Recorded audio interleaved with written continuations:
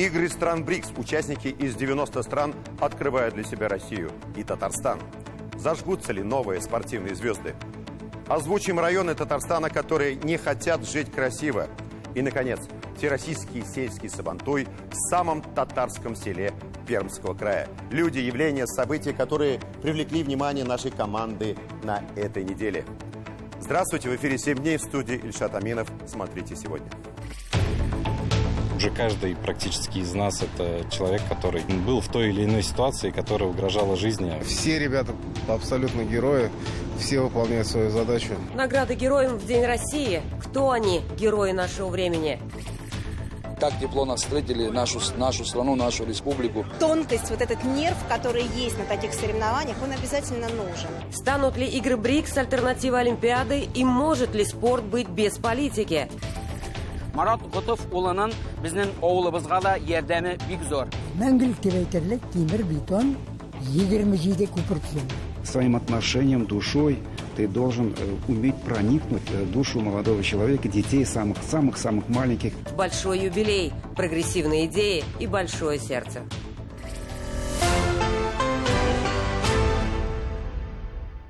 С чего начнем? Давайте начнем с приятного. Эксперты агентства РИА Рейтинг выяснили социально-экономическое положение регионов России по итогам 2023 года.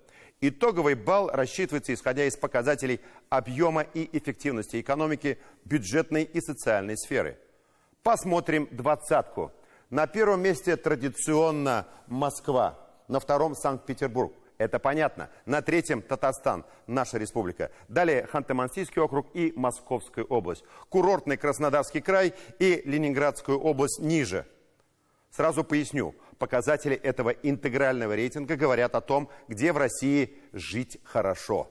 Получается хорошо жить в Москве, которая собирает сливки со всей страны, в Санкт-Петербурге по известным причинам, родина все-таки многих начальников, и в Татарстане, где стараниями президента моего сердца и его команды сделано очень много для улучшения жизни людей. Посмотрим на соседей. Нижегородская область на 11 месте, Самарская на 15-м. В Башкортостане почему-то ситуация ухудшается. По сравнению с прошлым годом ближайшие соседи упали аж на 2 пункта. 16 место. Пермский край на 17-м, Удмуртия на 38-м месте. Кировская на 48-м, Ульяновская на 53-м, Чувашия на 55-м, Мордовия на 62-м и, наконец, Марий-Эл на 65-м месте.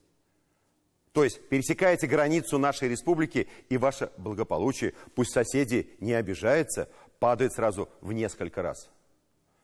Нам, безусловно, завидуют, с нас берут пример.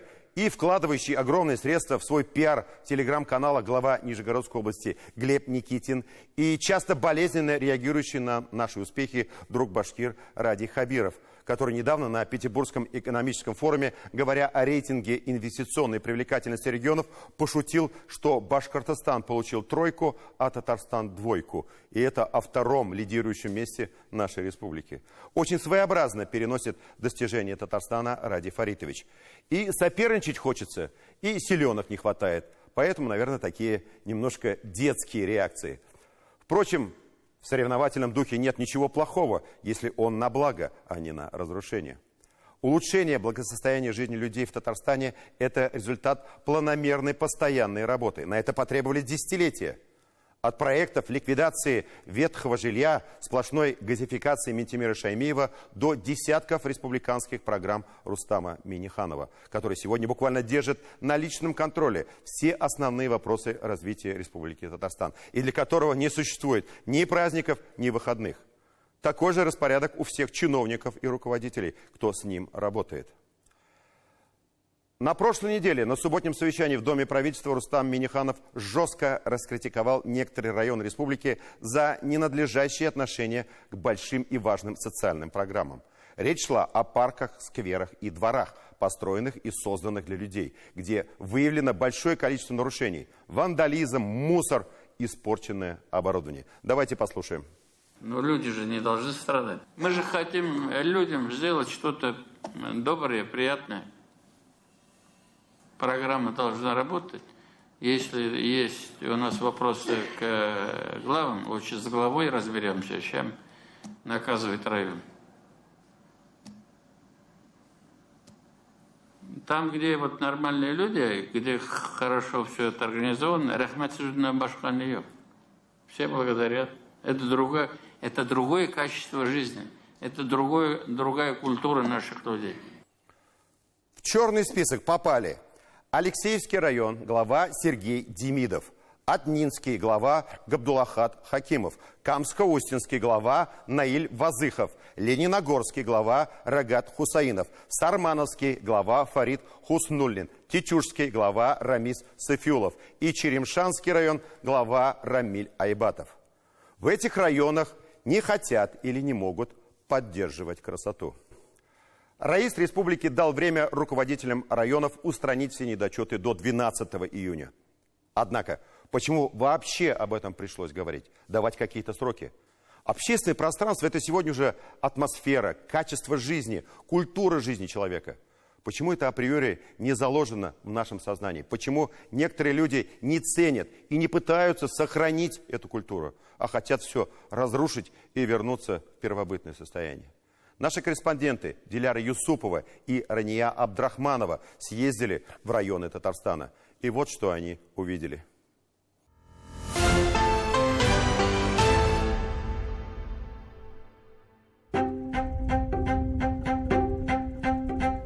Благоустройство, которое вдруг превратилось в благоуродство, полностью было зафиксировано в отчете Института развития городов.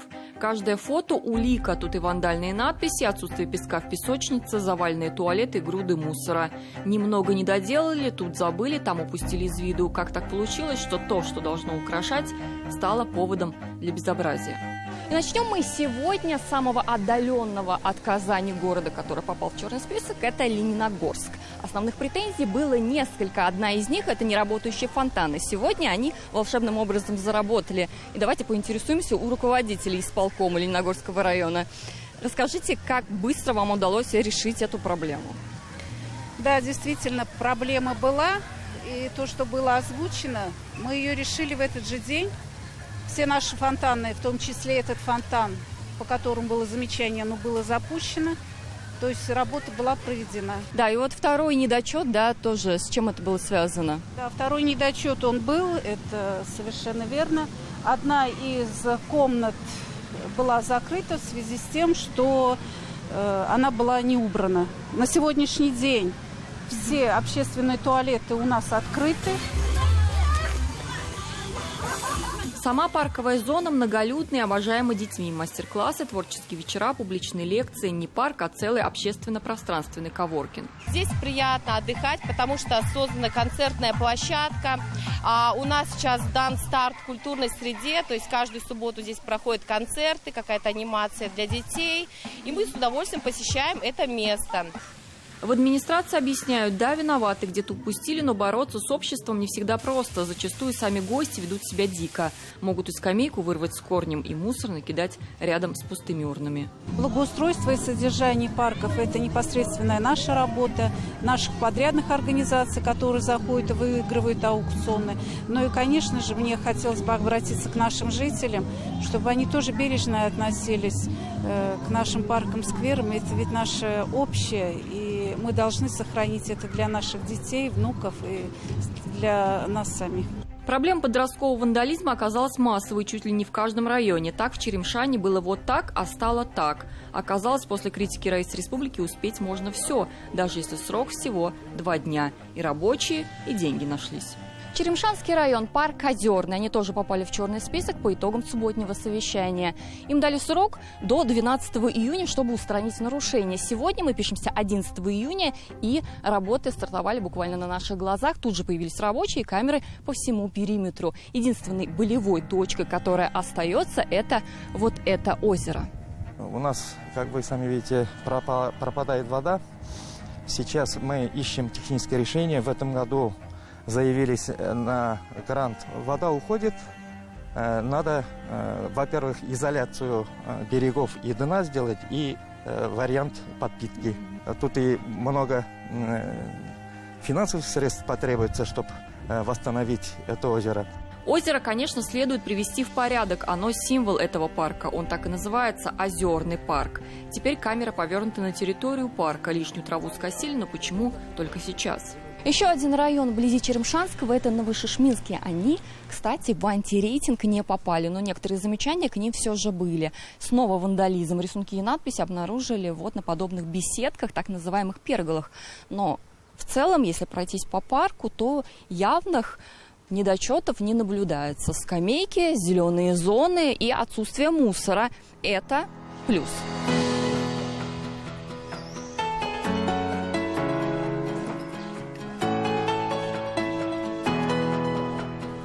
Ну, проблемы это не массовые, но единичные случаи бывают.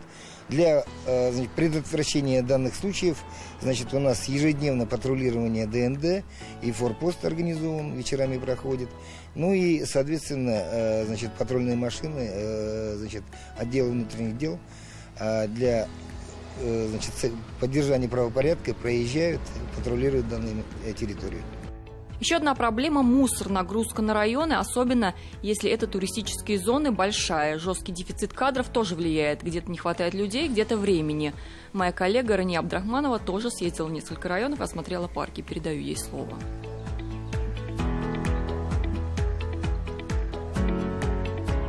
Диляра, мы в Камско-Устинском районе. Сейчас находимся на территории туристско-рекреационного кластера Камское Устье. Это курорт с особым режимом сохранения природы, поэтому здесь чистоте территории уделяют особое внимание.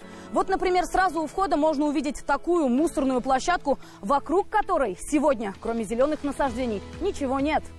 Это сейчас ничего нет, это сейчас уделили внимание. На фото, представленных на совещании, хорошо видно, в каком состоянии находилась территория. Можно ли сказать, что туристы – это оправдание? Скорее, мотивация убирать чаще и следить строже, но на практике иначе. У нас получилось так, что резко мы поменяли компанию, которая здесь занималась уборкой мусора, и получилось так, что остался этот мусор, и соответственно, когда вот это приезжала комиссия, мы, конечно, через день это все уже убрали.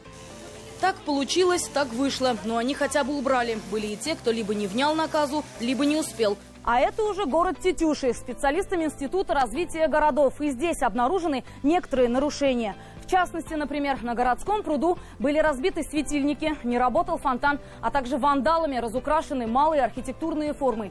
И если некоторые замечания устранить удалось, то надписи до сих пор не стерты.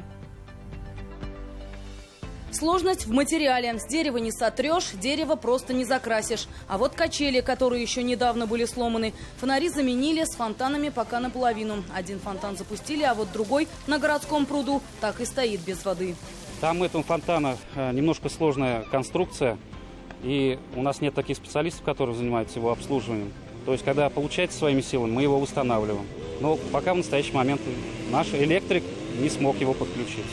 Это проект «Городской пруд». В 2018 году выиграл грант в 55 миллионов рублей. Плюс 11 миллионов выделили по программе формирования комфортной городской среды. Итого 66 миллионов, а фонтан не работает. А это парк Туган-Ягым в селе Большая Отня. Одно из нарушений, выявленных здесь, касается системы освещения. Были разбиты плафоны. Сегодня 11 июня, и, как видите, здесь работы идут полным ходом. Сотрудники исполкома и коммунальные службы устраняют недочеты, готовят парк к празднику.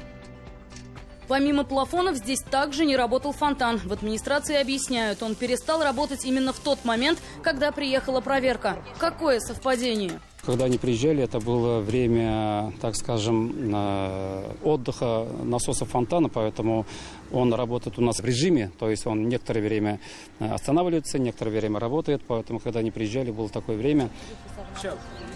По республике 64 общественных пространства, потрачено более 2 миллиардов рублей. Благоустройство государство подарило, а вот обслуживание из местного бюджета. Еще один нюанс – это то, что в распределении этого самого бюджета нет конкретной целевой направленности на парки и скверы.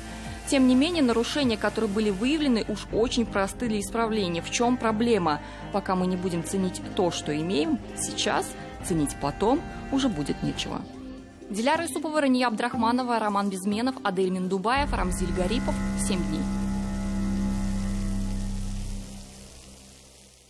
Высокий уровень развития Татарстана, лидирующее положение республики во всевозможных рейтингах, создание комфортной среды для жизни и развития человека привели к тому, что здесь проводится все больше и больше мероприятий мирового уровня. На этой неделе в Казани стартовали игры БРИКС, мультиспортивные соревнования между государствами, участниками экономической группы БРИКС – Бразилии, России, Индии, Китая и Южноафриканской республики. Но география спортсменов гораздо шире. В играх в Казани примут участие порядка 4000 спортсменов из более чем 90 стран. Это очень молодые международные спортивные соревнования. Они проводятся в 6-й раз, начиная с 2017 года, с перерывом в пандемийные годы.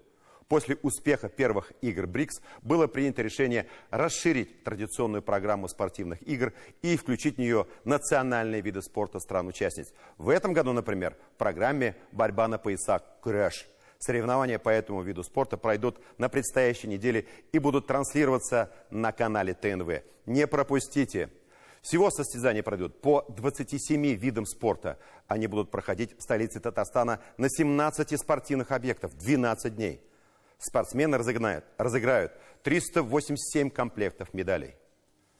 Перед Татарстаном, как и перед всей страной, амбициозная задача – организовать большой турнир по олимпийским видам спорта. Некоторые эксперты уже называют игры БРИКС альтернативой Олимпиады в будущем. Почему бы и нет? Будет англосаксонская Олимпиада, загнивающая Европы и Америки, и Олимпиада нового мира. Все может быть, ничему удивляться уже не приходится. Понятно, почему местом проведения игр БРИКС в это трудное время был выбран Татарстан. Опыт в организации крупнейших международных спортивных турниров у нас огромный. Универсиада, чемпионат мира по водным видам спорта, футбольный мундиаль и, наконец, фиджитал-турнир «Игры будущего». Но я бы сделал акцент на главном. В условиях санкций в Казани объединили спортсмены из более чем 90 стран. Говорят, президент Международного олимпийского комитета Томас Бах скрежещет зубами и мечет громы и молнии на головы смелых спортсменов, приехавших в Казань. Он понимает, что может остаться главой кукольного олимпийского комитета. Новое спортивное объединение, вполне возможно, зарождается в Татарстане. Зуфар Давлетшин продолжит.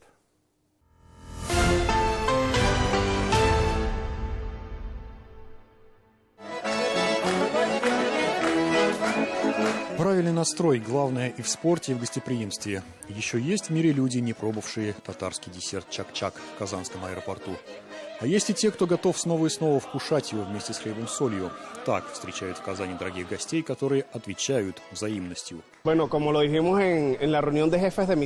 приехали с добротой и любовью в сердце, и очень нравится, что нас так встречают. Такие турниры помогают укрепить дружбу между странами. Уверен на 100%, что после игр стран БРИКС мы откроем новые имена. Нам очень нравится атмосфера, город Казань и сама организация на самом деле на высшем уровне. Очень приятно. И так тепло нас встретили, нашу страну, нашу республику. Кто бы что бы ни говорил, мы испокон веков, мы всегда всю жизнь были братьями с Россией, братскими народами.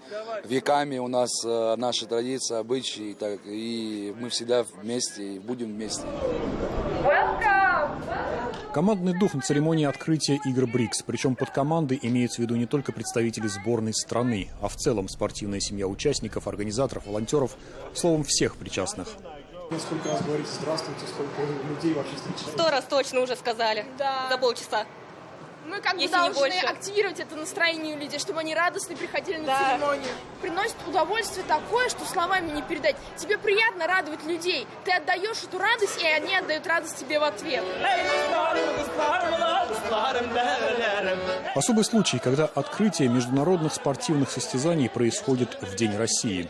И здесь не делится на представителей континентов, не спрашивают должности и регалии. Спортивный мир объединяет. И автографов можно набрать со всего мира сразу. На память собираем автографы. Да.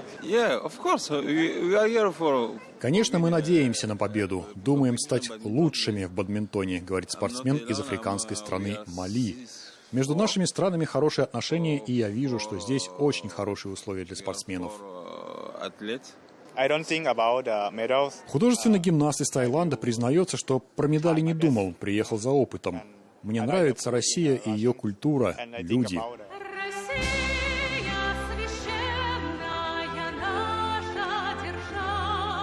Гимн России для многих участников этих игр знаком. По крайней мере, их тренеры и родители этот мотив знают с детства. В одной стране когда-то жили. И здесь никому не запрещено выступать под флагом своей страны, каких бы политических взглядов не придерживалась она.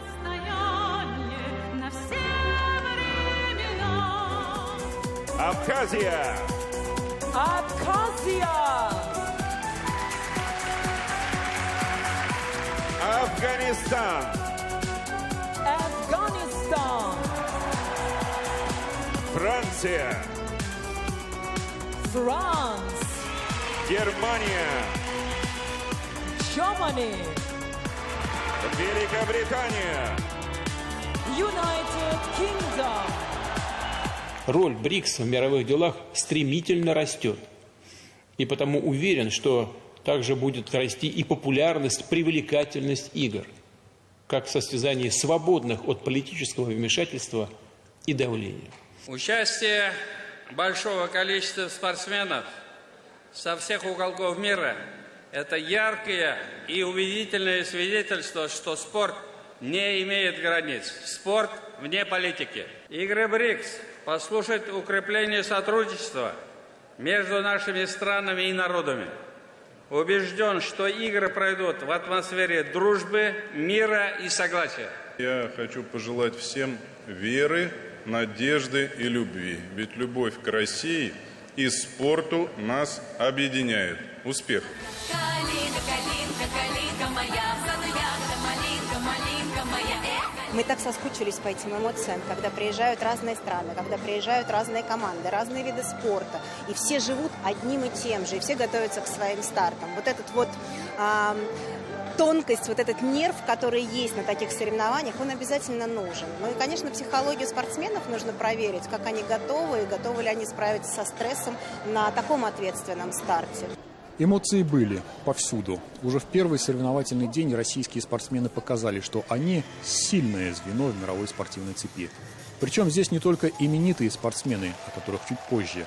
Этот зал Центра гимнастики помнит не только Универсиаду 2013 года, а еще много международных и всероссийских состязаний. И теперь для кого-то он становится стартом в большой спорт. Их страхуют тренеры, морально поддерживают подруги.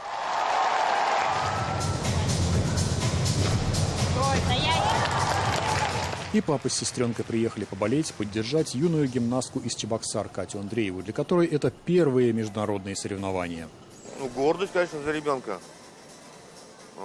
И волнение, честно, волнение, потому что не знаю, кто больше волнуется, на стадионе она или мы здесь на трибуне.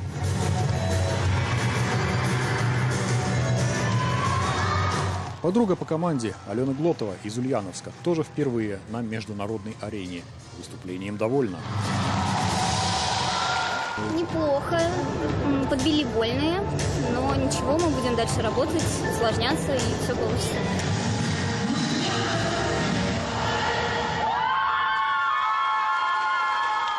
Один из самых популярных, самых зрелищных и, пожалуй, один из самых сложнейших видов спорта – синхронное плавание.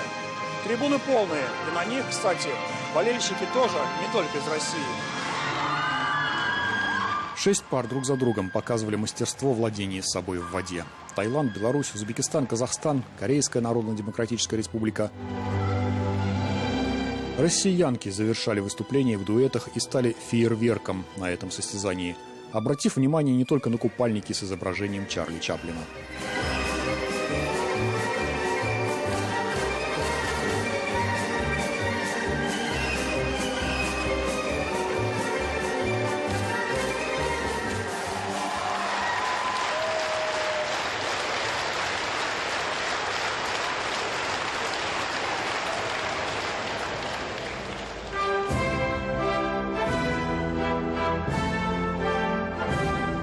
Первые игры БРИКС – это тоже значимо очень для нас, безусловно. Замечательное соревнование в городе Казань, которое, не повторюсь, точнее, повторюсь еще раз много раз, лучше всех проводит соревнования, наверное. У нас в России и, конечно же, в городе Казань лучше всего проводят любые старты вообще. Ну, я испытываю неимоверную гордость, когда вот мы сейчас стояли на награждении, играл гимн России, то есть мне прям... Я понимаю, что в этот момент я счастлива, что все закончилось, счастлива, что все хорошо прошло. И впервые, вот сколько мы в Казани, тюбетейки дарят. Вдвойне приятно. В следующем году, надеюсь, или в следующий раз будет уже там кафтаны, да? Одежда национальная. Можно еще чак-чак. Чак-чак дарите нам. Очень вкусно, да. Впереди еще неделя соревнований. Зуфар Давлетшин, Андрей Ключников. 7 дней. Игры БРИКС – это пролог к главному политическому событию – саммиту БРИКС, который пройдет в Казани в конце октября.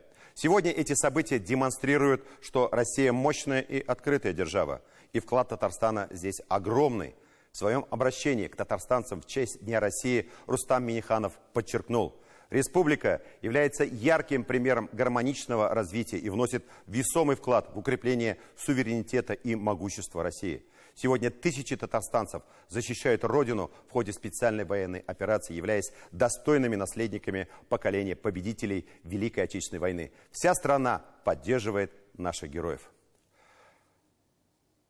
Раиса Республики круглосуточно заботит о состоянии наших бойцов, их настроение и боевой дух. Буквально на этой неделе к нашим парням из Татарстана ушла огромная колонна гуманитарного груза. Здесь и колесный транспорт, и необходимые для современных боев квадрокоптеры, и гусеничные беспилотные эвакуаторы для раненых.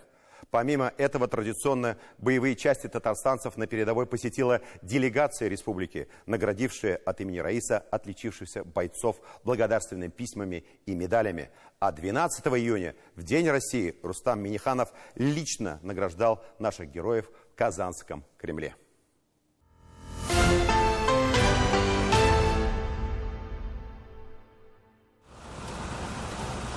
За спиной наших бойцов одного из героических полков в зоне специальной военной операции, сформированных в Татарстане осенью 22 года, сотни пройденных километров.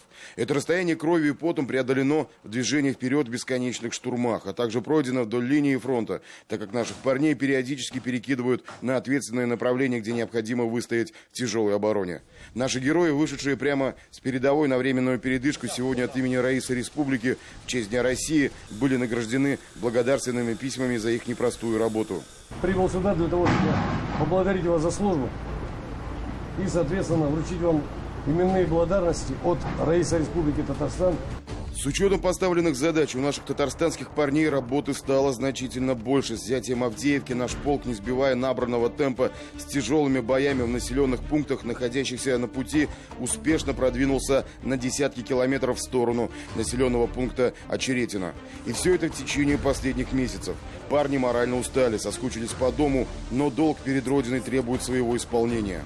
Приходя сюда, все боялись элементарно, не знали, куда себя деть. Мало очень было людей, которые проходили через это, контрактники или что-то подобное. А сейчас уже каждый практически из нас это человек, который был в той или иной ситуации, которая угрожала жизни, и по-другому уже на это смотрят. Старшина медицинской роты полка с позывным ЧИП, в прошлом начальник караула в крупной компании Татарстана, отец и муж, которого дома ждут жена и маленькая дочка, сравнивает свою службу с конвейером, где нет понимания времени суток. В условиях постоянных боев, где каждая минута дорога во имя спасения жизни раненых, он со своими сослуживцами по медицинской роте вынужден отбирать эти минуты из своего положенного на отдых времени. Ребята забирают раненых, перематывают раненых, отвозят в госпиталь. И так по кругу день через день. И это не обязательно с нашего полка. Мы работаем, нам не важно, это с нашего полка или он приехал откуда-то, контрактник, он мобилизованный. Даже, больше скажу, неважно, это с нашей стороны военнослужащий или с другой. Для нас это просто человеческая жизнь. Сегодня вместе с нами участники специальной военной операции. Дорогие друзья, хочу выразить слова глубокой благодарности вам и в вашем лице всем нашим землякам, которые мужественно, самоотверженно сражаются в составе вооруженных сил Российской Федерации, обеспечивают мир и безопасность нашей страны. Мы гордимся вами, без земля горланавыз, еще раз отлично. Героев специальной военной операции, особо отличившихся в своих боевых формированиях, 12 июня, в День России, Раис Рустам Минниханов наградил медалями ордена за заслуги перед Республикой Татарстан в Кремле. Для республики это уже стало традицией. Делегации с наградами для бойцов от имени Раиса ежемесячно посещают передовую. Традицией стало также церемонии проводить для бойцов, вернувшихся домой в отпуск, и в Казани. Наши ребята воюют в основном на Авдеевском направлении, то есть практически все населенные пункты прошли. Сама Авдеевка, промзона, Водяна, Опытная, Новомихайловка, Макаровка, практически везде. И сейчас воюют, продолжают воевать доблестно. Все ребята абсолютно герои. Для заместителя командира батальона по военно-политической работе с позывным «Слово» эти 4 дня, выделенные командованием для получения награды, стали сюрпризом. В условиях наступательных действий его подразделения там на фронте такое казалось невозможным. И тем не менее, в тот же день, не веря в происходящее, он со своим сослуживцем за сутки буквально долетел до Казани. Меня переполняет чувство радости. Я очень счастлив тому, что я приехал сюда, в родной город Казань, увидел своих родных и близких. Для мамы нашего героя Индии Ханам, в прошлом преподавателя татарского языка и литературы в школе, принятое в том году решение сына добровольно идти в зону СВО не стало сюрпризом. Хотя материнскому сердцу сложно не болеть, когда ее частица находится где-то в опасности. Она поделилась с нами, как нужно воспитывать детей, чтобы они стали истинными патриотами своей страны. Надо любить просто их, наверное, своих детей. Они видят, что вот к ним вот это вот отношение родителей. В общем, ведь вся страна — это тоже родители, да? Мы же все, в общем, родители, вот тут соседи, все родители. И они, видя вот это отношение, я считаю, в общем, с личным примером тут, хотя мы особо о патриотизме, думаю, не говорим, мы просто живем и любим свою страну, свой город. Для временно исполняющего обязанности командира взвода с позывным «Ванга» эти дни, выделенные командованием для награждения, тоже стали временной передышкой. Он наконец-то обнял своих 3 сыновей и жену. Я должен быть там. Высшая сила меня призвала, я пошел. Если не я, то кто? Я не десантник, там, я не служил. Я пошел добровольцем. Мне не нужны были там монеты или что-то такого. Я просто пошел, потому что я должен там быть. Здесь пацаны умирают, а я сижу. Несмотря на работу, у меня дети, да, дети есть. Я что им скажу потом, когда была война, где я был, прятался?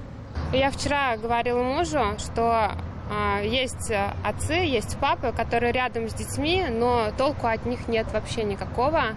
И вот, например, есть мой муж, наш папа. Он вот даже сейчас, на данный момент, своим отсутствием подает огромный пример детям. Он постоянно присылает цветы мне, постоянно чувствуется его поддержка. Если там я где-то устаю, ему пожалуюсь, он постоянно поддержит. И дети у меня тоже приносят, срывают цветочки, приносят мне, ставят в вазу. То есть вот такими вот маленькими поступками воспитывает в детях мужчин. Наши парни участвуют в сотворении новой истории, эпизоды которой обязательно отразятся на страницах учебников. Учебников, по которым воспитается новое поколение патриотов. Ну а наши герои своей работы сегодня делают ее яркой и насыщенной подвигами.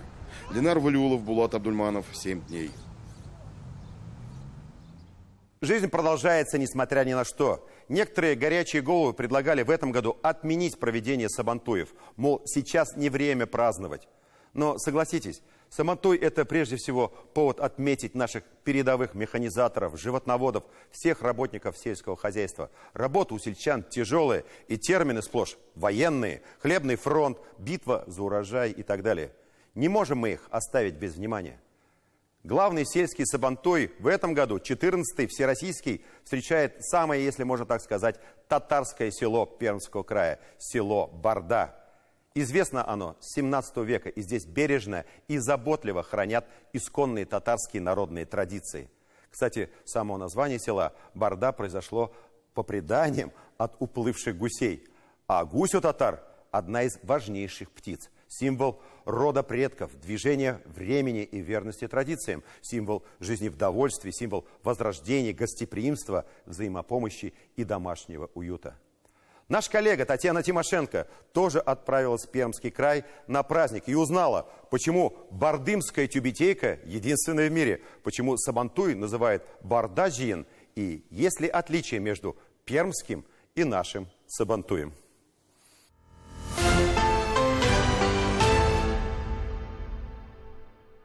Гуси в селе Барда Пермского края, если не на каждом перекрестке, то в самых значимых местах. Для фотографии с ним в остроконечной тюбетейке выстраиваются очереди.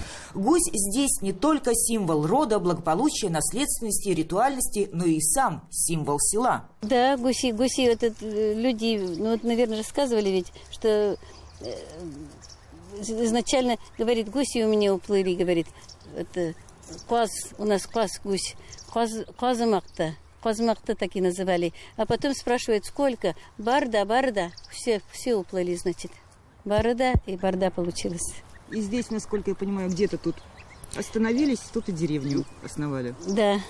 Вот такой вот бардамский гусь, правда, очень маленький. Бардынский. Бардынский. Сим-то ему от роду сколько? Неделя? Неделя.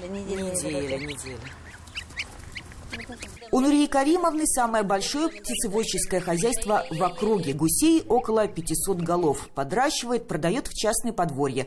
Говорит, по многу не берут. Гуси вырастают разговорчивые, общительные. На стол не попадают. Хозяева жалеют, оставляют уже как домашних питомцев.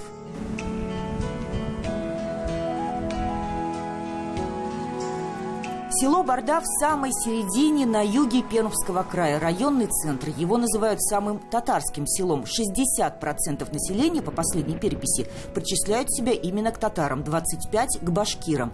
За последние 30 лет эти пропорции изменились кардинально. Как объясняют? Рост самосознания, укрепление связей, в первую очередь культурных и просветительских, с Татарстаном. На Всероссийской конференции историков под эгидой Всемирного конгресса татар в Барде в дни Сабантуя собрались более 100 ученых. Ярким солнцем горят на Сабантуе остроконечные тюбетейки. Еще один из символов Барды. Вот наклони голову.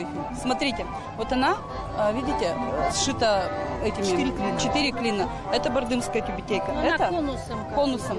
Это как казанский стиль, вариант. Это, скорее всего, более как бы юрты же изначально у нас были юрты. И вот конусная форма. Но только здесь такая тюбетейка? Да. Больше нигде нет? Больше нет. Бардымская тюбетейка только здесь, в Барде. И вот, да, и вышивка, она именно бисером и пайетками разноцветными. Да, это наш бренд. Женские колфаки Пермского края тоже отличаются от казанских по форме и размеру. Свернут он в виде треугольника, это невидимая часть, но также расцветают орнаменты из бисера.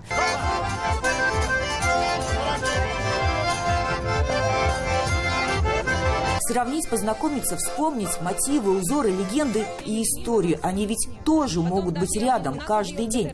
Как, например, в авторской коллекции платков, привезенных из Казани. Хасите, браслеты, изю в сюжетах и стихах на руках и плечах женщин-хранительниц. Я певица. Я занимаюсь сохранением национального наследия в виде создания национальных платков, скатертей, фартуков, раскрасок для детей. Все это делается с целью популяризации, пропаганды нашей великой нации, духовности. Пермский край, принимающий всероссийский сельский Сабантуй, многонациональный. 140 народов и народностей проживают на его территории. В этой исконной, традиционной жизни в больших селах и малых деревнях сплелись и истории, и традиции, и праздники, и наряды. Мы с поселка Югокамский, это Пермский округ.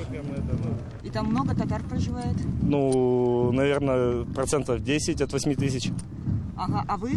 А мы русские так-то. Конь – еще один из символов. Скачки, соревнования традиционные. Ни один Сабантуй издревле не обходился без них. Конь в сказках татар – сильный, красивый, царь домашних животных. А еще помощник в сохранении молодости и силы. Вот, занимаюсь конным спортом. Осенью будет 3 года. Вот все. 3 года как занимаетесь? Да. То есть это немного времени вы на коне, что называется? Опытные конники говорят, это минимум. Это первоначальное. Еще раз, сколько вам лет? 75. И скачете? Ну, немножко. Учусь. На Всероссийском сельском сабантуе устанавливают сразу несколько даже не российских, мировых рекордов. Самоходный царь-самовар готов напоить татарским чаем 2000 гостей праздника. А в царь-сковороде кипят и шкварчат несколько часов полтонны продуктов, ингредиентов для одного из самых любимых блюд татарской кухни. Мы готовим азу по-татарски. Мы заявили на 3000 порций. И мы хотим сделать национальный рекорд. И, может быть, даже мировой, если получится. Знаменитое татарское гостеприимство меняет судьбы. Шеф-повар из Сербии приехал погостить в Россию 16 лет назад, да так и остался. Была девушка у меня татарка, теща готовила отличный чай. Самый вкусный чай, который я когда пил. Татарские песни на бардымском сабантуе такие же, как и в Казани. Устоять невозможно. Это праздник не только плуга, короткой передышки в сельских работах, но и праздник встреч, общения, любви. И, конечно, в год семьи на сабантуе не могли забыть еще об одном предании, о большом счастье встретившихся влюбленных в этот день. Первая любовь вместе со школы, да на всю жизнь. Вместе уже вот полвека. Все как в сказке. 3 сыновей и уже 7 внуков. На вопрос о дате свадьбы супруг, ветеран семейной жизни, отвечает без промедления, даже помнит погоду. Детей растим, дел много. У вас хозяйство? Хозяйство. Да так. Маломальское. Теплицы, да, святые. Все вместе делаете или праздник? Все вместе. Сразу 3 пары влюбленных поженились на этом сабантуе. На самом деле это получилось даже немножко, наверное, спонтанно. Одна из коллег меня спросила: любишь свою женщину? Я сказал: конечно, люблю. А свадьбу когда планируешь? Я говорю: в следующем году. Она говорит: давай сейчас. Я такой: а как? Она говорит: ну вот, есть возможность так нестандартно сделать. Мы обсудили. И ни капли не жалеем о том, что решили сделать. А эти ребята переехали жить в Барду из Казани. Жили в Казани. Ага, да. почему переехали, известно? По семейным обстоятельствам пришлось переехать. Здесь хозяйство? Да, здесь хозяйство. Гуси есть? Нету. Вот есть. Вот, если заводить гусей-то будете? Скорее всего, да. 14-й Всероссийский сельский сабантуй собрал 70 тысяч гостей со всего Поволжья и Приуралья. Праздник – это общий стол и общие планы. Так, между Пермским краем и Республикой Татарстан подписан план мероприятий о сотрудничестве на несколько лет вперед. Соглашение касается культурных связей, спортивных связей, экономических связей. Мы, конечно же, где-то ориентируемся на успехи Республики Татарстан, где-то делимся своими успехами. И я думаю, что так и должно быть между субъектами Российской Федерации, потому что будут сильные субъекты Российской Федерации, будет сильна и Россия. Бик халык канагат, көннәр бик матур, бик шат без монда булуга. Нам сказали спасибо Пермскому краю, Бог нам дал хорошую погоду.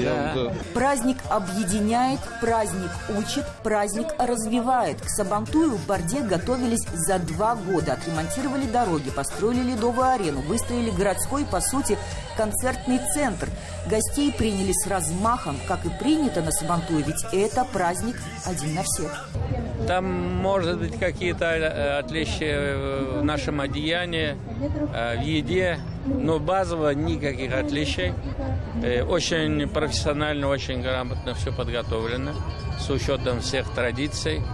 И, конечно же, вот правильно было сказано, мы друг у друга многому учимся. На следующий год Всероссийский сельский сабантуй отправится поближе к Татарстану, в Вятско-Полянский район. Делегация из Кировской области уже внимательно изучает опыт. Вот, и я думаю, что в следующем году мы тоже эту планку удержим, а может даже поднимем еще и выше, потому что каждый год должно развиваться, должно быть от года к году всегда лучше.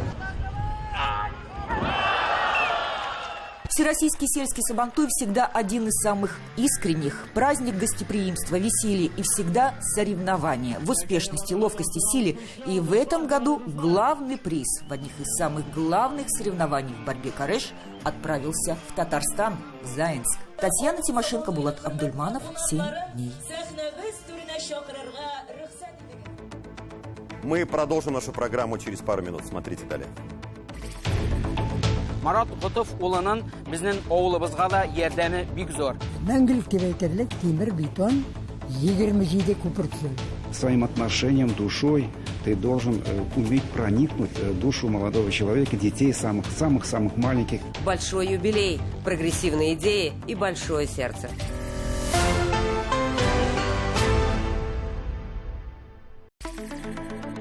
Президент России Владимир Путин поздравил всех мусульман страны с праздником Курбан-Байрам. Этот праздник, отметил он, имеет глубокий и нравственный смысл. Знаменуя окончание паломничества мусульман к древним религиозным святыням, Курбан-Байрам служит сближению людей и утверждению в обществе идеалов милосердия, справедливости и взаимопонимания, раскрывает глубину неприходящих духовных ценностей ислама. Владимир Путин особо отметил, что мусульманские организации уделяют большое внимание укреплению института семьи, патриотическому воспитанию подрастающего поколения, оказывают действенную помощь участникам, ветеранам СВО, их родным и близким. И, конечно, важен их вклад в объединение нашего народа, в развитие межнационального и межрелигиозного диалога в России, говорится в поздравлении, опубликованном на сайте Кремля. Сегодня священный праздник Курбан-Байрам. Раис республики поздравил татарстанцев. В этот благословенный день мусульмане всего мира, обращая свои взоры к священной Мекке, благодарят Всевышнего Аллаха за его бесконечные милости. Курбан-Байрам – это время нравственного очищения, духовных подвигов, благородных дел и бескорыстных поступков. В региональной общественной приемной председателя партии «Единая Россия» Фарид Мухаммедшин провел прием граждан. С просьбой оказать помощь в решении жилищного вопроса по телефону обратилась жительница села Шем-Ардан Сабинского района. У многодетной матери есть инвалидность, живет в доме вместе с родителями. Фарид Мухаммедшин взял вопрос на личный контроль. Рустам Минниханов в Казанском Кремле 12 июня чествовал лучших татарстанцев. Это красивая традиция вручать государственные награды в День России. Церемония прошла на высоком уровне, в числе гостей были и федеральные руководители. Татарстан готов принимать спортивные соревнования любого уровня, в том числе и Олимпиаду. Такую высокую оценку нашей республики дали депутаты Госдумы на выездном совещании профильного комитета. Принял в нем участие и раис республики, обсудили развитие детского и массового спорта. Рустам Минниханов высоко оценил успехи татарстанских спортсменов по зимним видам спорта. Встреча прошла в Доме правительства. Раис республики поздравил их с окончанием сезона. В этом году татарстанцы завоевали 59 медалей на чемпионатах, кубках и первенствах страны. 11 из них золотые. Минтимер Шамиев с рабочим визитом побывал в Болгарии и провел выездное совещание по строительству гостиницы и возводит ее в поселке Приволжский Спасского района, то есть за пределами историко-археологического комплекса. Здесь появится комплекс двухэтажных зданий из клееных деревянных панелей. По словам государственного советника, это экологично, красиво и идеально вписывается в природный ландшафт. Инвестор проекта – Республиканский фонд Возрождения. Праздничный гаэт-намаз на Курбан-Байрам прошел во всех мечетях Татарстана 16 июня. В этом году главное богослужение состоялось в обновленной соборной мечети Альметьевска.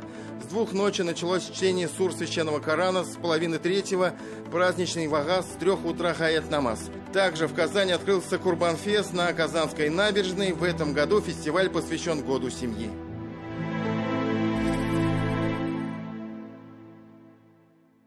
Мы продолжаем программу «7 дней». Татарстан собирает не только спортсменов.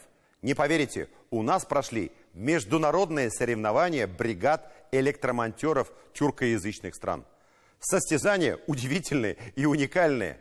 Наша сетевая компания пригласила друзей-соперников из Турции, Азербайджана, Казахстана, Узбекистана и Кыргызстана на свой великолепный полигон в Тетюшах, расположенный в живописном месте рядом с Волгой.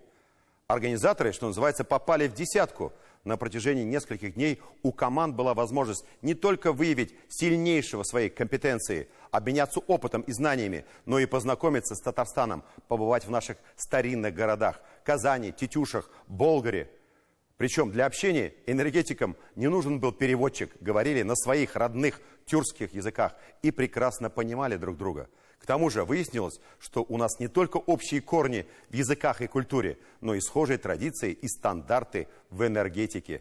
Кто же все-таки занял первое место в соревновании, где победителями стали все, кто приехал в Татарстан, расскажет Тимур Бекмурзин.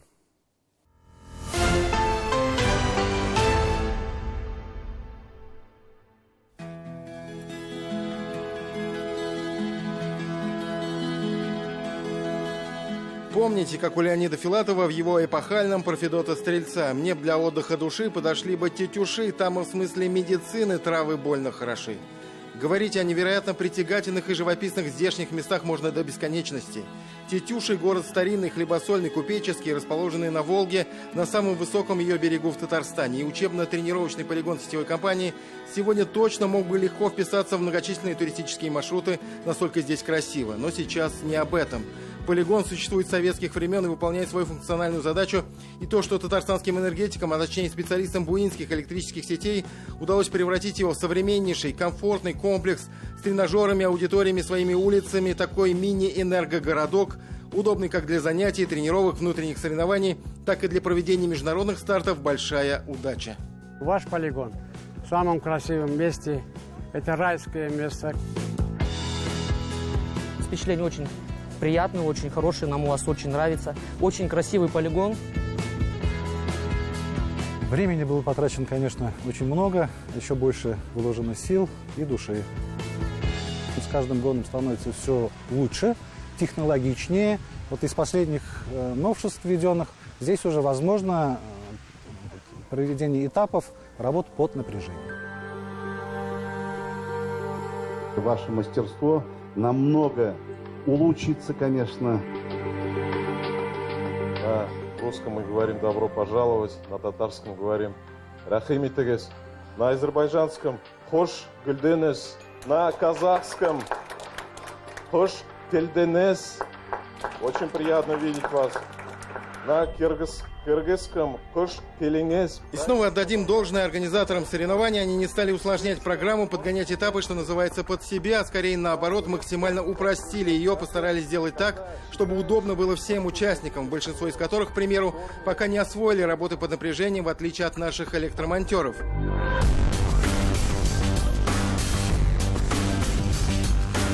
Один из самых зрелищных этапов состязания – освобождение пострадавшего от действия электрического тока. За уверенными действиями бригады электромонтеров из Казахстана внимательно следят зрители полигона в Тетюшах. В напряженной тишине то и дело раздаются четкие команды мастера Юрия Волошанина. Человек попал под напряжение. Александр выполнит наброс. Командная скорость неплохая, отметили эксперты, но заминки все же были, например, во время выполнения наброса на провода. Прошли хорошо, но хотелось бы, конечно, лучше. Ну, как прошли, так прошли. Были некоторые сложности, справились, просто заняло небольшой период времени. Если командам из Азербайджана и Турции на этом этапе было сложновато, бригады из Узбекистана и Кыргызстана отработали на отлично. Во второй день соревнований стало понятно, что многое в итоговом результате будут решать нюансы. Еще один вызывающий зрительский ажиотаж – этап тушения пожара. Бригада из Азербайджана, как и команда из Кыргызстана, одна из самых молодых на турнире. Волнение преодолевается прямо по ходу выполнения заданий. Небольшая заминка в начале компенсируется напором молодого специалиста Мехти Валиева, которому доверили непосредственно тушение возгорания. Все получилось. Мы, главное, укладывались в положенное время. Это было 90 секунд. Мы выполнили это все, все операции быстрее. Все проводится на высшем уровне. То есть мы благодарны Республике Татарстан за то, что она нас пригласила. Главное показать себя правильно. А победа, я считаю, что это относительно. Победа самоучастия. Да.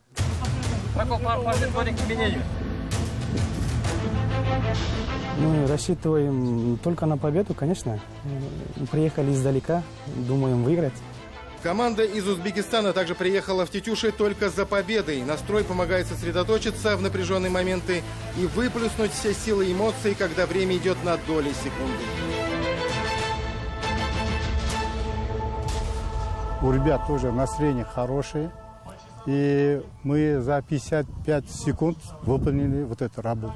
И все эти туркоязычные, они друг друга понимают. Особенно вот казанские татары, да, там узбекскими, они спокойно разговаривают. Да, вот, когда вот.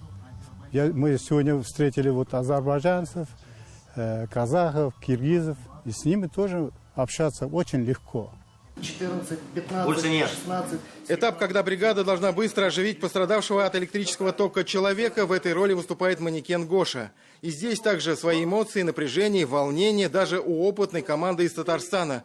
В этот раз ее представляет бригада из буинских электрических сетей Тетюшского РЭС. Уже 10 лет, как я участвую. Но волнение, я сегодня даже с коллегами разговаривал, как будто как первый раз. Пострадавший выйдет в состоянии клинической смерти. Вообще настроены на победу. Ну, естественно. Тут все, кто приехал, все настроены на победу, не только мы. Принципиальные соперники на отдельных этапах и друзья-коллеги в остальное время. Программа состязаний была сверстана таким образом, что у команд из разных стран было множество возможностей для обстоятельного и профессионального обмена опытом, знаниями, различными компетенциями. Побывать в Татарстане и не увидеть, как филигранно, слаженно выполняют работы под напряжением местные электромонтеры. Одно дело слышать, читать в прессе, и другое дело воочию увидеть, как меняют изоляторы на воздушной линии под напряжением 10 киловольт. Тем более, когда всю технологию пошагово разъясняют профессионалы. Данная технология используется сетевой компанией в Татарстане здесь уже больше 7 лет. Гора Хасанов, ветеран энергетики из Азербайджана, в восхищении. Ровно полвека назад он впервые, будучи студентом, приехал в Казань. Сегодня Татарстан снова объединяет братские народы на основе лучших энергетических стандартов. Мы братья. Мы и по языку, и по обучению. У нас не только соревноваться, но и здесь мы учимся новые технологии, СИП-3 кабель, как применяется, как они монтируются, как монтаж делается. Специально для удобства участников соревнований прямо на площадках полигона и рядом с ними были подготовлена выставка производителей электрооборудования со всей России, представлены бригадные автомашины, используемые сетевой компанией и оснащенные в соответствии с принципами бережливого производства.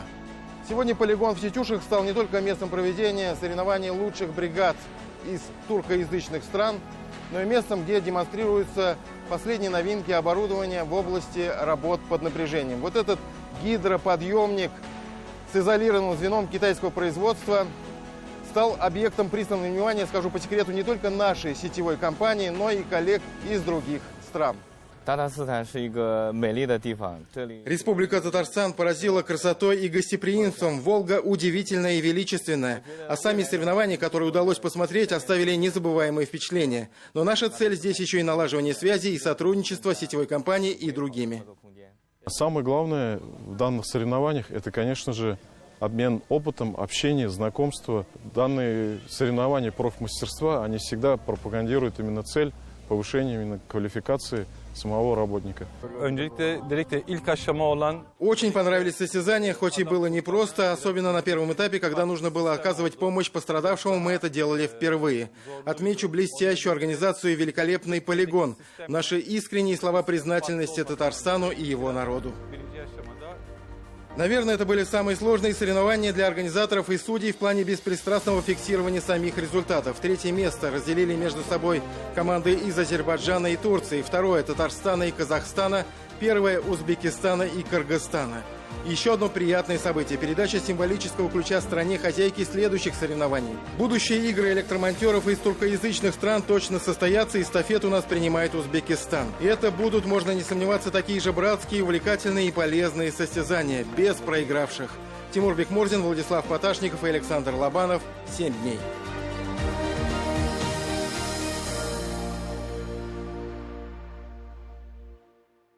Многие из вас, наверное, слышали о теории пассионарности этногенеза Льва Гумилева. Он говорил о нациях, для которых характерно непреодолимое внутреннее стремление к деятельности, направленное на изменение своей жизни, к прогрессу. Пассионариями могут быть не только народы, но и отдельные личности. Они могут оставить свой след в истории благодаря своей движущей силе, неуемной энергии и стремлению к позитивным изменениям. Сегодня свой значимый, большой юбилей отмечает человек, который вносит неоценимый вклад в развитие нашего современного татарстанского общества. Своими прогрессивными идеями, многие из которых, кстати, значительно опередили свое время, он не только объединяет единомышленников, но и может переубедить оппонентов. Соседи говорят: у вас самая развитая сельскохозяйственная отрасль. Вы производите больше всех молока в стране. Благодаря чему?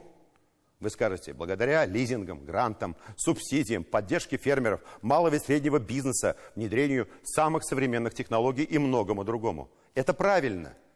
Но в основе любых достижений не только и не столько технологии, гранты и деньги. Это все прилагательные, а существительное – человек.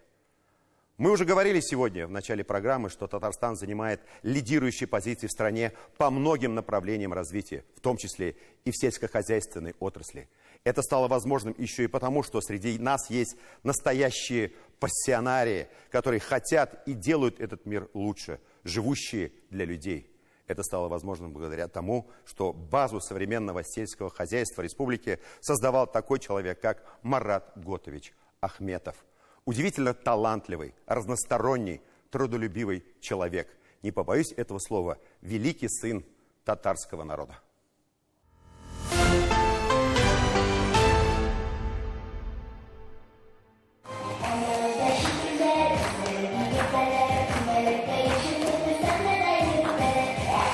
Взрослый репертуар под фонограмму, навязчивые мелодии о неразделенной любви. Эти веяния когда-то нас непринужденно заносили в музыкальную барахолку, откуда, как казалось, уже не было иного пути. С первой ноты, с первой песни, с первого выхода на большую сцену детский музыкальный проект «Балашах Жыры» установил новую планку культуры и вкуса. И ангельские голоски нашу жизнь повернули к прекрасному. Это совместный проект первого детского телеканала «Шаян ТВ» и комиссии по вопросам сохранения и развития родных языков не про детские песни. Это про идею, про смысл, про цель, о чем должны петь наши дети. В этом году «Балашах Жыры» отмечает уже 5-й юбилейный сезон. 5-й год подряд поэты и композиторы, сочиняющие свои музыкальные произведения для детей на татарском языке, смогли вновь обогатить нашу современную детскую эстраду. Больше сотни песен поступило на конкурс, но только лучшие из них получат современные аранжировки, пройдут в телевизионный конкурс «Сейлен», войдут в музыкальные сборники, разойдутся по детским садам и школам и возглавят телевизионные музыкальные чаты. Все это будет. А пока прелюдия больших выступлений, хитовых песен и славы на весь татарский мир. Особо такая трепетная работа, потому что ты со всеми своими качествами и подходами, своим отношением, душой, ты должен уметь проникнуть в душу молодого человека, детей, самых-самых маленьких. Полностью уверен, что вот эти выбранные 5 песен, они настолько уникальны, они будут очень живущие, и многие ребята их воспримут, и дальше они будут продолжаться служить нашим национальным целям. Еще в начале 2021 года в республике при Раисе Татарстана была создана специальная структура по вопросам сохранения и развития языков народов. Эту комиссию возглавил первый заместитель председателя Госсовета Татарстана Марат Ахметов, и этот выбор был явно не случайным. В экономике есть такое понятие, как антикризисный менеджер, то есть человек, способный найти пути решения любых, даже самых острых проблем. За прошедшие 3 года комиссия во главе с Ахметовым сделала столько, сколько десятилетий, а уж если быть честными до конца, с момента распада большого государства не доходили руки. А может, правда, не хватало желаний, не исключено, что и возможностей у отраслевых министерств и ведомств. Изданий книг, научной, учебной, методической литературы, прикладных материалов, игр, пособий на родном языке для образовательных учреждений. В культуре появились новые конкурсы, проекты, гранты. В кинематографе сериалы, фильмы, мультфильмы. Эти годы стали новой вехой, новой эпохой возрождения национального самосознания. Что ни год, новый проект. Что ни решение, то точечное попадание. Откуда такая прозорливость? Откуда такой успех, скажете вы? И все потому, что за дело взялся человек, который не просто умеет, как многие, красиво и хорошо говорить. Этот человек обладает главным качеством руководителя. Он всегда может слушать и слышать то, чего лишены многие чиновники, которым удалось взобраться на вершины Олимпа власти. Қазанның ветеринарий институтында гына 32 студент бар. Бу ауылдан гына. Из одной только этой деревни в Казанском ветеринарном институте обучались 32 человека. Из нашего села Хасан-Шаех вышло 16 руководителей совхозов и колхозов. В том числе и Марат Ахметов родился здесь. Он еще, когда учился в школе, был очень требовательным к себе. Ночью, если вспомнит вдруг, что не выполнил домашнюю работу, тут же вставал и начинал писать. Марат Ахметов – это именно тот человек, который вырос в народной среде. Выходец из обычной татарской деревни Заказания, из семьи среднего дохода. Его предки были учителями, богословами, возводили мечети, открывали медресе, были людьми уважаемыми, образованными, знали несколько языков, в том числе и в совершенстве владели русским языком. К Ахметовым тянулся за помощью простой люд, чтобы грамотно написать прошение царю. Удивительно, но факт. Марат Ахметов – самый настоящий продолжатель этих добрых традиций своего славного рода. Работая в разные годы в разных должностях, он смог построить эти мосты между народом и властью, донося чаяния до самых верхов в прямом и переносном смысле. Марат Готов уланын безнең авылыбызга да ярдәме бик зур. Марат Готович много помогал деревням, его вклад огромен в строительство практически всех социальных и культурных объектов. Школ, детских садов, фельдшерских пунктов. Он строил дороги, восстанавливал мечети, облагораживал родники, парки, скверы. Многое было сделано при нем. Еще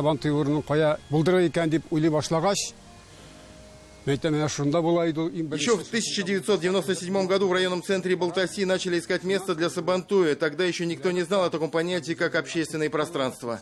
Именно Марат Ахметов предложил сделать в районе красивый благоустроенный парк для отдыха. Мы пригласили архитекторов, сделали проект. Сегодня это излюбленное место жителей района.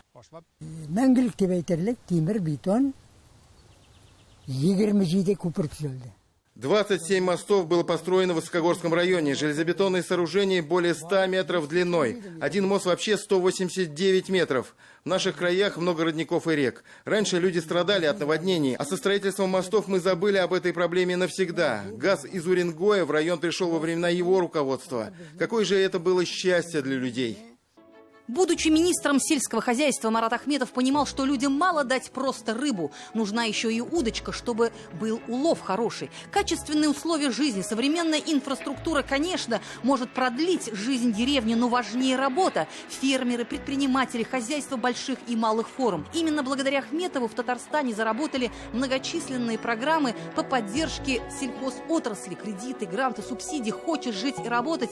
Вот тебе грабли и лопата, греби свое добро. В Татарстане Марат Готович не отдал всю отрасль на откуп инвесторам. Многие колхозы смогли сохранить свою историческую сущность. Конечно, никто не спорит. Много инвестиций, много денег, много прибыли. Но частник заточен только на собственных интересах. Ему не важно, сколько коров в подворье, где народу взять корм для скота, по какой цене идет закупка молока у людей, кто будет компенсировать издержки, как провести Сабантуй в деревне. Да и вообще, не будь самой деревни, никто не будет лить крокодильи слезы. Для современных мегаферм 2-3 работника вон из дружественных стран хватит с лихвой. Другое дело колхоз, отец-кормилец. Без него ни плошки, ни ложки.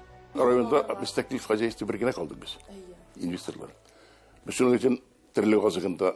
Благодаря Ахметову в нашем районе мы смогли сохранить коллективное хозяйство. Для народа это большая поддержка. Мы даем корм для скотины бесплатно, весной, осенью помогаем со спашкой. Многое делается для того, чтобы жизнь на селе была легче.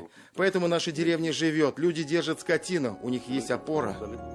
Он был министром не кабинета, а полей. Весной на посевной, осенью на уборке. Марат Ахметов всегда лично объезжал все районы, все хозяйства, чтобы убедиться лично в качестве выполняемых работ. Именно в годы его правления Татарстан всегда был лидером по объемам выращивания зерновых, по сбору молока и производству мяса. Быть первым во всем – это тоже опыт, который тренируется годами.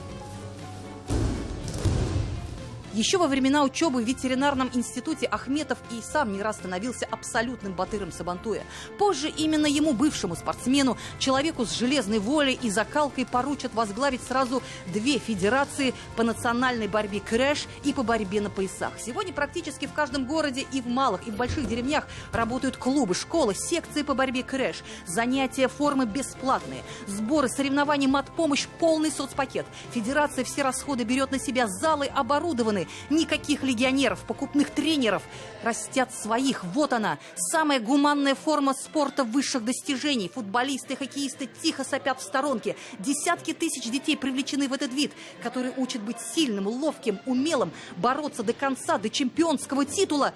Но не только в этом суть. Именно здесь дети перенимают народные традиции татарской борьбы и впитывают дух многонационального народа. Сейчас мы выступаем, дай бог, выиграем игры БРИКС, да, как универсиада у нас была, примерно такой же уровень. Ездили в том году очень много международных соревнований. Игры кочевников ездили, то есть наш спорт тоже включили, игры кочевники, этноспорт. Вот. То есть очень-очень стремительно развивается, и дай бог, он войдет в Олимпийский. Его жизнь измерена годами, но цена она мгновениями, которые привносят смысл в бытие. Мгновениями удач и поражений, мгновениями встреч и разлук, возможно, каких-то пока еще несбыточных мечтаний и надежд, для которых, дай-то Аллах, еще будет отведен свой час. Эльзира Юзаева, 7 дней.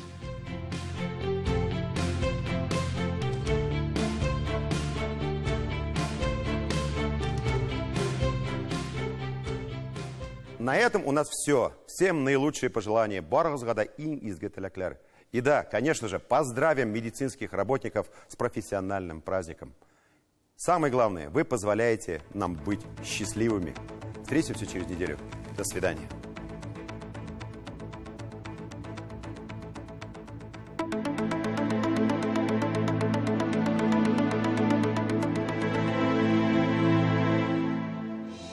Здравствуйте, Исянмысыз. На предстоящей неделе в Татарстане обещают высокие температуры и высокую влажность. Сейчас подробнее. По данным сервиса Яндекс.Погода, на северо-востоке Татарстана температура в течение недели будет понижаться с 29 до 22 градусов днем и с 19 до 14 градусов ночью. Все 7 дней будет облачно и дождливо. Прояснений не обещают. На юго-востоке солнце тоже не появится. Будут идти дожди. Температура днем составит сначала 29, затем 25 и к выходным 20 градусов тепла. Ночью в будни 17-20, в выходные 14-16. В центре республики тоже ожидается очень высокая влажность. Прояснения не прогнозируют. Все 7 дней будет идти дождь. Температура в первые 3 дня составит 28-30 градусов выше 0. Затем 24-26 и к концу недели 21-22. Ночью понижение от 19 до 14. На юго-западе Татарстана примерно такая же картина. Дождливо и облачно всю неделю. Температура днем в будни от 25 до 29. В выходные 22-23. Ночью от 20 до 14 градусов тепла.